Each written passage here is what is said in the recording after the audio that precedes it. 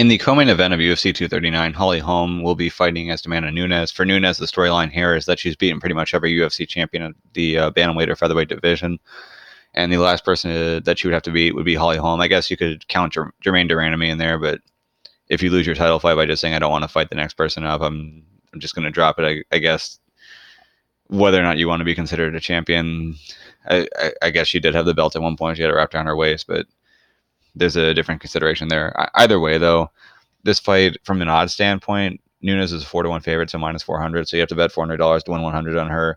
Holly Holm, you bet $100 on her, you win 310 back. From a tail to tape standpoint, these guys are very similar in that, or these girls are very similar, both 5'8", both 69-inch reaches. But one of the interesting things to me here is that the odds put Nunes as a pretty heavy favorite. But to me, from a matchup standpoint, depending on how Holly Holm approaches this fight could be a lot closer than people expect. And the one person who's given Amanda Nunes the most trouble at bantamweight since the loss to Kat Zingano has been Valentina Shevchenko. Now, obviously, Shevchenko's a little bit smaller. She's a 125er. Makes that weight fairly easily as the champion of that weight class. But in their two fights, both of those girls were splitting rounds. In the first fight, Nunes won the first two rounds. Shevchenko came back in the third really strong and was able to win that one.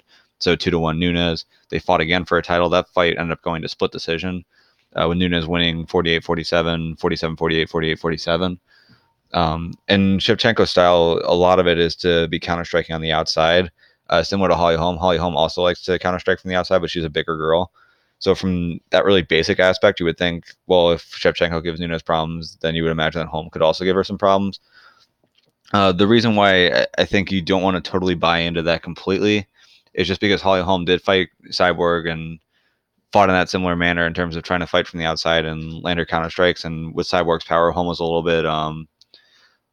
more conservative and didn't throw quite as much, and that ended up getting her outstruck pretty badly against Cyborg. And then also Valentina Shevchenko and Holly Holm have already fought, and Shevchenko won that fight. So you could definitely say that Shevchenko is better at that game than Holly Holm is, even though they both fought, and even though Holly Holm had the size advantage, Shevchenko was still able to get the win there. But if we look back at the stats at some of these previous fights, we'll start with Cyborg versus Holm here. So if you look at total significant strikes landed, it was 118 for Cyborg to 44 for Holm, which is pretty shocking to see Cyborg outlanding Holm that badly. Cyborg has fought well against some of the best strikers in the world when she's had the chance to, but you wouldn't think that there would be this big of a gap between her and Holly Holm in an MMA fight, but that's kind of what happened. So if you look at it round by round, Cyborg 16, Holm 5 in the first, 21-4 in the second, 22-6 in the third, 20-9 in the fourth, and then 39-20 in the fifth. So a little bit more output from Holm in the last round, but it obviously wasn't enough, and she took almost twice as many shots as she was able to give there. So you'd have to wonder, is Holly Holm going to be able to deal with the power that Amanda Nunes has? Just kind of be willing to get hit occasionally if it means her getting her own shots off. Is Holly Holm going to throw a little bit heavier here, just knowing that there might be a little bit of increased urgency? Because whenever Nunes lands, you never know if she's going to be able to put you out.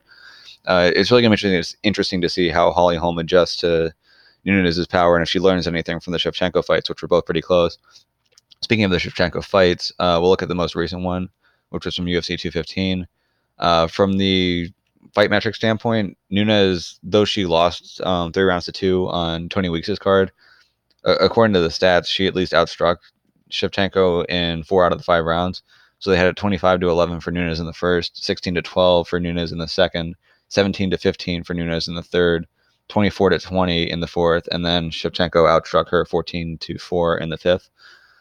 So with that being said, obviously the striking numbers don't tell the entire story, and there's a reason why none of the judges gave it 4-1 for Amanda Nunes.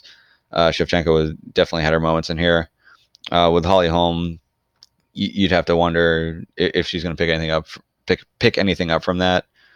So back to the odds. As far as Shevchenko being, or not Shevchenko, as far as Nunes being a 4-1 favorite against Holly Holm, I think it might be. I guess if I was a bookmaker, I'd probably have Nunes closer to like a -300 than a -400. I don't know that she should be that big of a favorite, just because from a style matchup, I think Holly Holm presents a pretty tough style for her. But if we're looking at these two specifically,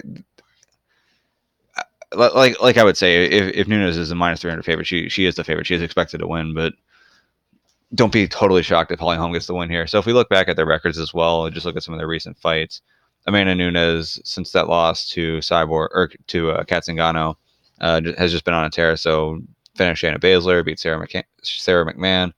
That first win over Shevchenko, as I mentioned before, which was that 2-1 decision. Got the win over Miesha Tate, beat Ronda Rousey. Everyone remembers that fight. That split decision against Valentina Shevchenko that I just talked about.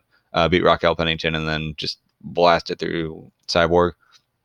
You look at Holly Holm, not so impressive as of late. A lot of losses on her record, a lot of red. So we're looking at, in the last 6 fights, 2 wins and 4 losses, including that loss to Cyborg, who just got knocked out by Amanda Nunes. But she had that loss to Miesha Tate. Now, granted, that was a fight where she was winning up until the 5th round when she ended up getting choked out. Lost to Valentina Shevchenko, as I just mentioned, where she got beaten at her own game, essentially.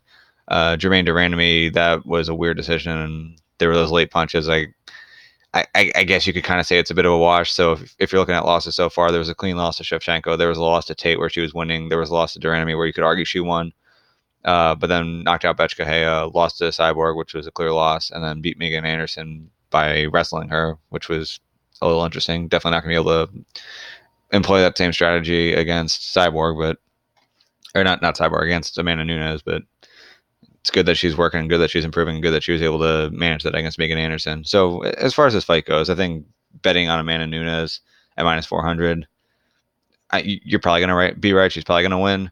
But if you are looking for a value bet, I mean, this is about as tough a matchup as it's going to get for Amanda Nunes outside of Valentina Shevchenko, it would seem. So if you're thinking that there's a chance that Nunes might be having an off night or might not be at her best, this would be the kind of opponent who would make her pay for that.